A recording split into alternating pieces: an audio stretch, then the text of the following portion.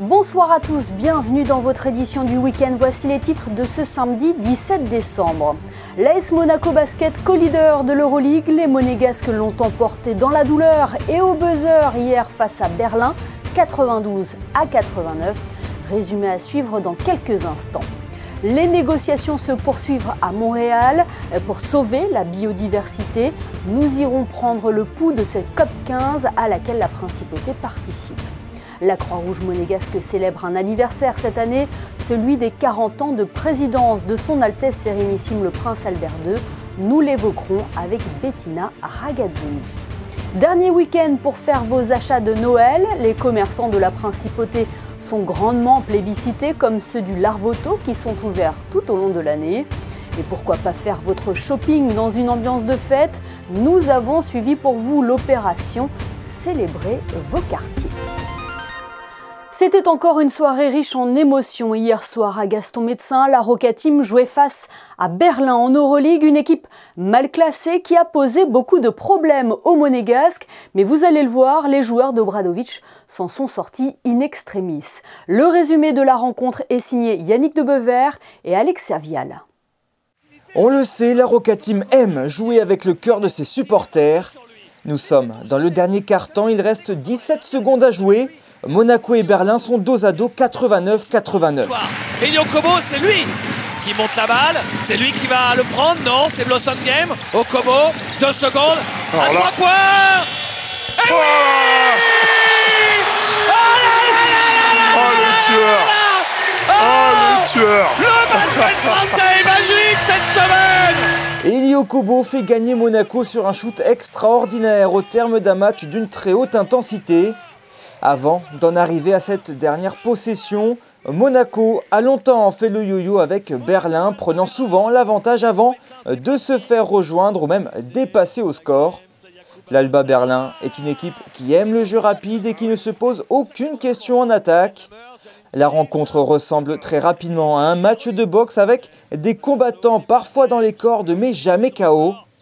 Face à une défense de zone proposée par Berlin pendant toute la rencontre, la Roca Team s'en est remarquablement sortie collectivement avec un record de passes décisives sur un match. 26 paniers ont été marqués grâce à une offrande d'un coéquipier. Bien en rythme, Jérôme Blossom Game et Alpha Diallo inscrivent leur record de points de la saison avec 16 pour le Floridien et 20 pour le New-Yorkais. Sur le papier, c'est un match idéal pour les hommes d'Obradovic qui finissent tous les cartons en tête. Le problème, c'est qu'ils n'arrivent pas à tuer le match, la faute à des Berlinois bien décidés à stopper leur série de 10 défaites de rang. Monaco aborde la dernière reprise avec 7 points d'avance avant d'encaisser un 13-2 qui fait passer Berlin devant au score et jette un souffle glacial dans Gaston-Médecin. Et ça continue. Oh là là, ça sent pas bon. La Roca Team reste lucide, continue son jeu collectif pour recréer un petit écart de 2 possessions. Mais Berlin est encore là et revient au score sur ce panier de Ben Lammers à 17 secondes de la fin. Oh là là là là, c'est pas possible. Monaco a la balle de match et Elio Kobo inflige l'uppercut fatal à Berlin sur ce step back à 3 points victorieux. Gaston-Médecin exulte et le prince souverain peut souffler. Monaco l'emporte 92-89. Pretty happy, like under really hard circumstances we won the game. It's not just, game and, like the way the other team was playing, but, like with the previous period, who makes us really exhausting, like tired. I'm tired, I barely walk, like I can imagine the players. But like I said, like the win is the most important. Let's enjoy a little bit on the first, even sharing the first place in this moment. It's an amazing job. Cette victoire permet donc à la Roca Team de compter le meilleur bilan de l'Euroleague aux côtés de Fenerbahçe et Barcelone. Vous le voyez, c'est un classement très serré puisque les 6 premières équipes se tiennent en une victoire seulement après 14 matchs joués. Et la semaine n'est pas encore finie pour les Monégasques. Ils se déplacent ce dimanche au Portel pour la 13e journée de Betclic Elite. Sport toujours avec du football et l'AS Monaco qui poursuit sa préparation avant la reprise du championnat. Les Rouges et Blancs ont affronté en match amical l'équipe italienne d'Empoli qui évolue en Serie A. Après une rencontre animée, les Rouges et Blancs se sont imposés sur le plus petit des scores, 1-0, but d'Edan Diop. Partons pour Montréal à présent où se déroule depuis 10 jours la COP15 de la biodiversité. Les négociations entrent dans leur dernière ligne droite. Le cadre mondial de la biodiversité pour l'après 2020 doit être adopté lundi. Une délégation monégasque est actuellement sur place. Justement, comment se traduit sa participation dans cette COP? Élément de réponse avec notre envoyée spéciale Alexandra Pani. Ils sont sur place à Montréal depuis le début de cette COP15. Ils ont pour mission de prendre part aux négociations et faire entendre la voix de la principauté. Les débats avancent lentement, se heurtant aux questions de financement et au déséquilibre nord-sud. Mais les gouvernements vont devoir s'accorder dans cette dernière ligne droite. Après l'échec des objectifs d'Aichi en 2010, ce cadre mondial est très attendu alors que la biodiversité n'a jamais été autant menacée. Un quart des espèces animales et végétales est en voie d'extinction selon l'IPBES et les répercussions se font déjà sentir. Cet été, entre la sécheresse, les problèmes d'accès à l'eau que dans notre région nous avons connus, la perte de la biodiversité vraiment nous concerne tous dans le sens où c'est la perte de la sécurité alimentaire, le développement de pandémies. Donc il faut vraiment que les populations aient une meilleure connaissance et soient mieux informées sur ce qu'est cette crise de la perte de biodiversité. Et c'est ce qui donne tout son sens au cadre aujourd'hui et à cette réunion. Le cadre mondial de la biodiversité, s'il est adopté, va constituer un changement fondamental, a affirmé la secrétaire exécutive de la Convention, qui l'a comparé à un équivalent pour la nature de l'accord de Paris. Ce cadre mondial est rédigé pour qu'il soit compris de tous. Il y a d'ailleurs, à titre d'exemple, une cible, un objectif qui est pour les consommateurs. Les gouvernements, les entreprises, les secteurs privés doivent faire en sorte de donner toute la connaissance aux consommateurs afin qu'ils puissent faire les bons choix dans leurs produits et dans leur manière de vivre. Ce cadre contient plus d'une vingtaine d'objectifs à remplir d'ici 2030, dont la protection de 30% des terres et 30% des mers, la réduction de moitié des pesticides et la restauration des millions d'hectares de sols dégradés. À Monaco, une stratégie nationale pour la biodiversité est déjà mise en place. Cette stratégie, elle décline en fait les actions qui sont mises en œuvre pour protéger, pour gérer les espèces. C'est dans ce cadre-là qu'on fait les différentes études scientifiques que l'on mène tous les ans sur les oiseaux, sur les poissons. On ne se rend pas compte, mais en principauté, on a une biodiversité qui est très riche. Alors parfois, elle peut être mal comprise, mais c'est cette interaction-là qu'il faut améliorer et arriver à vivre ensemble entre l'être humain et la nature. Modifier nos habitudes de consommation et apprendre à respecter les espèces vivantes qui nous entourent, c'est par ces gestes simples que chacun, à notre échelle, nous pouvons faire la différence. Les négociations vont se poursuivre au moins jusqu'à lundi 19 décembre. Quant à la prochaine COP16 pour la biodiversité, elle se tiendra dans 2 ans, en 2024, en Turquie. Retour en principauté avec cet anniversaire, celui des 40 ans de la présidence du prince souverain à la Croix-Rouge monégasque. C'est en 1982 que le prince Albert II, alors prince héréditaire, prend les rênes du mouvement, succédant ainsi à sa mère, la princesse Grace. Depuis, la Croix-Rouge monégasque poursuit ses actions dans différents domaines, toujours fidèle à ses principes fondamentaux. Pour évoquer cet anniversaire, nous sommes ce soir avec la trésorière générale de la Croix-Rouge monégasque. Bonsoir Bettina Ragazzoni. Bonsoir. 40 ans de présidence de son Altesse Sérénissime le Prince Albert II, qu'est-ce que cela représente pour vous et pour le mouvement?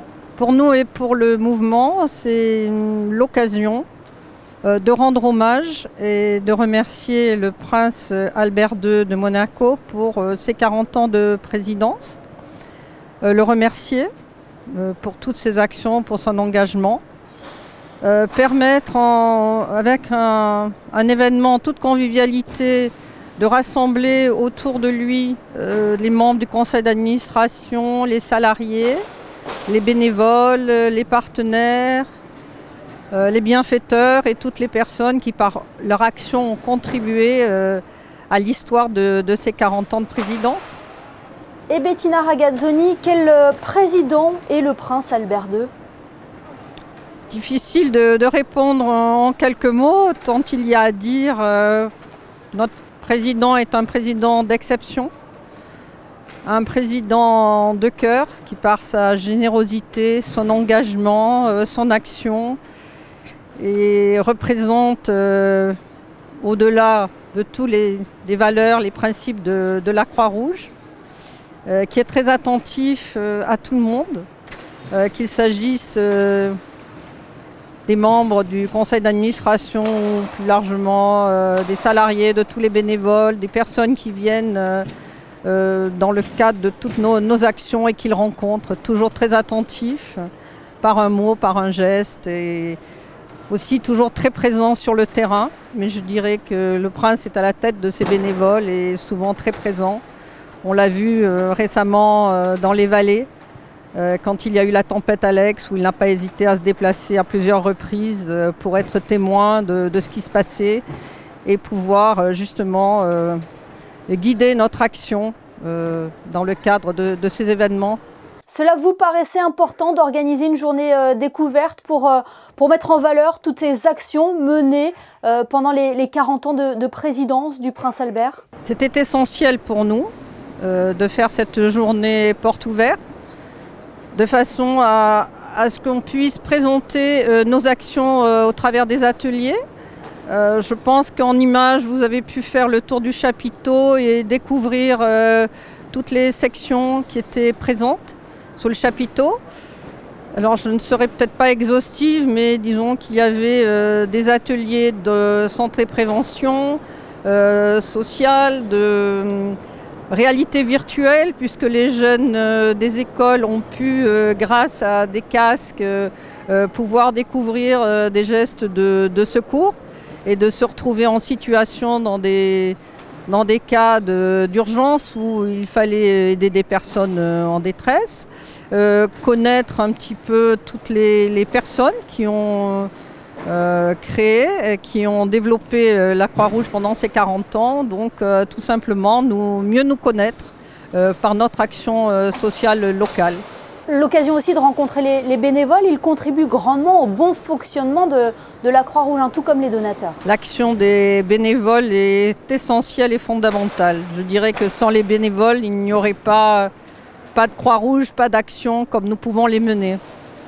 Ils sont sur tous les fronts, ils sont à la fois dans le cadre de manifestations festives, comme la braderie, comme le cirque, comme l'Automobile Club, le Grand Prix, ou alors sur des situations plus graves, comme par exemple la tempête Alex, où on a eu nos bénévoles et d'autres problèmes comme la crise migratoire, où on a nos bénévoles qui se déplacent, qui sont sur le terrain, qui viennent en aide aux personnes sinistrées, aux personnes vulnérables et même en assistance aux autorités, à des Croix-Rouges françaises ou italiennes, et voire plus lointaines dans certains cas.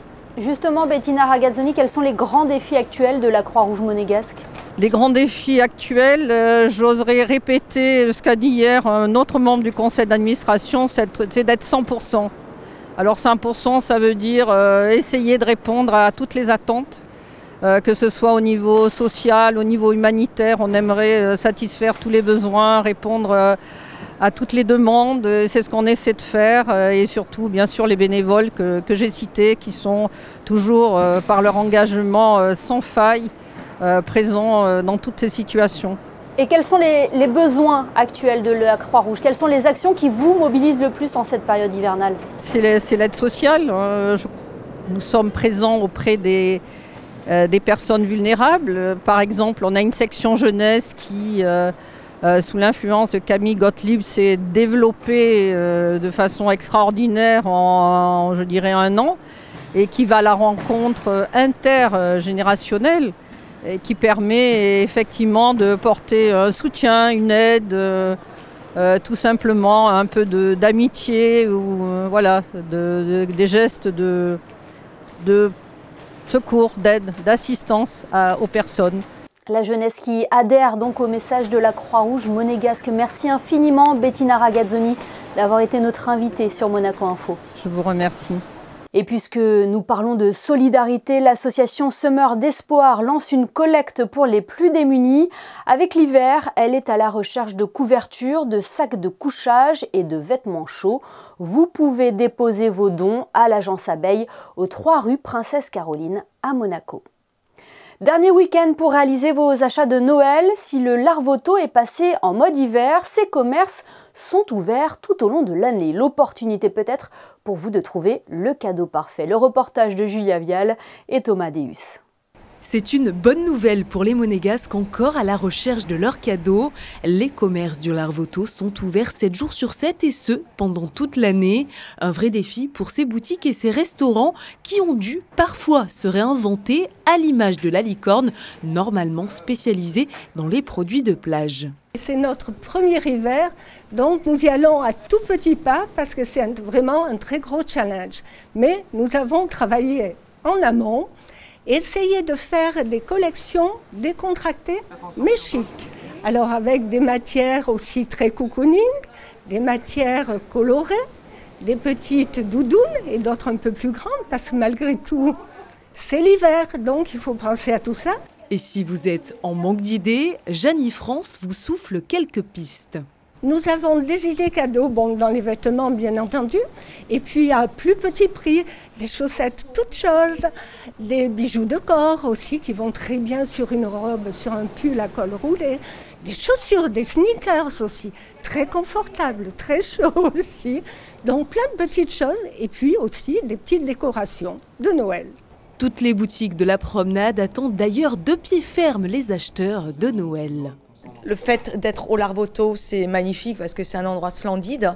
Et je pense qu'il n'y a pas beaucoup de gens qui savent que c'est ouvert pendant la période de fête. C'est dommage et parce qu'on est tous les jours ouverts, on est là, on les attend, les clients pour les fêtes. Mais pendant ces fêtes de fin d'année propices aux achats, tous ces commerces, qu'ils soient restaurateurs ou patrons de boutiques, mesurent la chance qu'ils ont d'évoluer dans les crins de lumière du Larvoto. C'est un endroit très calme.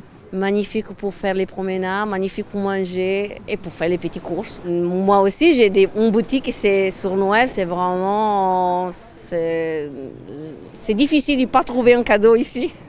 Et il y a dans les petits cadeaux, vraiment des idées pour la maison, dans les petites assiettes, nappes, petits cadeaux, bougies. C'est vraiment...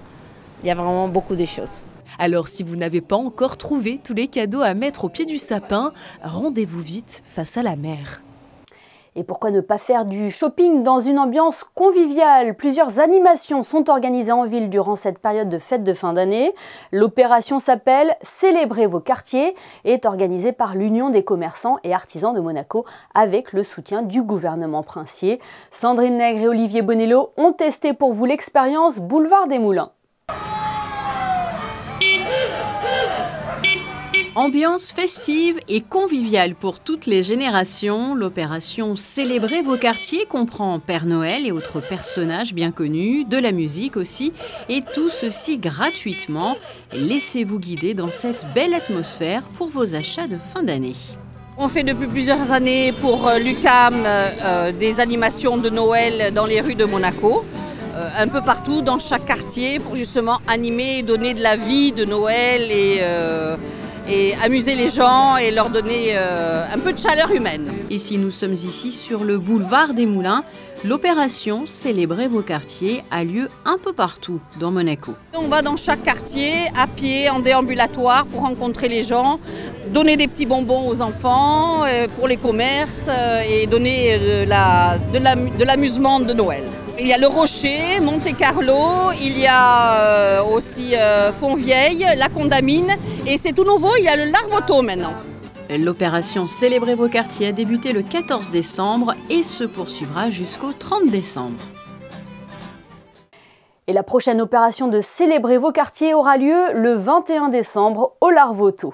Dans le reste de l'actualité, une nouvelle exposition à découvrir. Elle s'intitule « Les carabiniers du prince » et est présentée à la gare de Monaco. Elle dévoile une série de photographies retraçant l'histoire de cette unité militaire prestigieuse. Avec plus de 7 millions d'usagers par an, la gare est l'une des principales portes d'entrée de la principauté. Ces murs d'exposition sont un moyen de faire connaître transmettre et de diffuser le patrimoine monégasque à un large public. L'exposition est à découvrir jusqu'au 16 février. La Princess Grace Irish Library organisait hier un récital baptisé Joyce in Music. L'événement a repris une sélection des plus beaux textes du romancier et poète irlandais James Joyce, l'un des écrivains les plus influents du XXe siècle. Au programme sur Monaco Info ce week-end, 19h dimanche, salle des ventes, la folie des enchères. C'est le thème qui sera abordé dans ce nouveau numéro présenté par Yann-Anthony Nogues. Il recevra en plateau la nouvelle directrice de Sotheby's Monaco. Ce samedi marque le début des vacances scolaires et le compte à rebours avant le réveillon de Noël. Justement, avez-vous prévu de partir en congé en cette fin d'année? Où allez-vous célébrer le 25 décembre? C'est ce que nous avons voulu savoir ce soir. Émilie Flamin est allée à votre rencontre. On passe quelques jours ici, puis on rentre chez nous en Corse. On n'est pas loin de la mer, mais bon, c'est pas la saison. Et quelques jours à la montagne ou au village, on verra. Ben, rester à Monaco, parce que bon, y a pas mal de festivités. Comme j'ai des petits-enfants, ça les intéresse. Donc d'habitude on voyageait, mais cette année on reste là. On fait souvent le Noël chez nous, c'est un repas de famille, donc... Traditionnel. En famille, au bord de la mer, avec des bonnes choses à manger. On va s'aérer la tête au bord de mer. Exactement. Et pourquoi pas aussi une escapade en montagne. Ah oui, un peu sous la neige. Pour les fêtes, on sera en famille, avec nos enfants et notre petite fille. On ira se promener sur les marchés, sur les chemins de crèche, au bord de mer s'il fait beau, oui, mais... pas d'autre chose cette année. Je vais rester en famille sur Roquebrune. On n'habite pas loin de la mer, donc après manger, on ira faire une petite balade digestive. En effet, une bien belle idée. Quel temps fera-t-il pour ce premier week-end de vacances? La réponse avec vous, Julia Vial. Bonsoir Julia.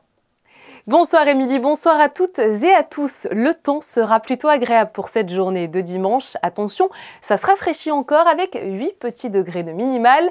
Le soleil se lèvera lui à 7h57 et demain sera la Saint-Gatien. Bonne fête à eux. Merci Julia. Alors que l'année 2022 touche bientôt à sa fin, l'occasion est toute trouvée pour jeter un coup d'œil dans le rétroviseur. Au gré de nos reportages et de nos rencontres, nous avons demandé à nos intervenants l'événement qui les a le plus marqués cette année. Ce soir, c'est au tour d'un sportif récemment sacré athlète de l'année par World Athletics de nous livrer le moment qu'il gardera en mémoire. Il s'agit du perchiste Mondo Duplantis. Jag tror att utomhus-VM det var mest speciellt för mig för att jag har inte vunnit någon utomhus-VM innan i året och för att slå en världsrekord också på rätt tid. Så jag hade en fantastisk inomhussäsong som vi hade inomhus-VM som jag vann och jag också slog det världsrekord så det var såklart jättespeciellt också. Och sen jag vann Diamond League-finalen för andra gången EM, för andra gången också 2022. Det har varit min bästa år, tror jag.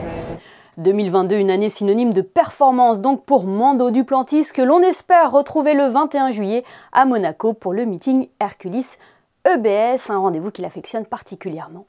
Ce journal est à présent terminé, merci de votre fidélité, y compris le week-end. On se quitte avec les images de Michael Alesi et l'exposition photographique Les Carabiniers du Prince à découvrir à la gare de Monaco jusqu'au 16 février. Passez une excellente soirée et à demain pour le best-of de la semaine.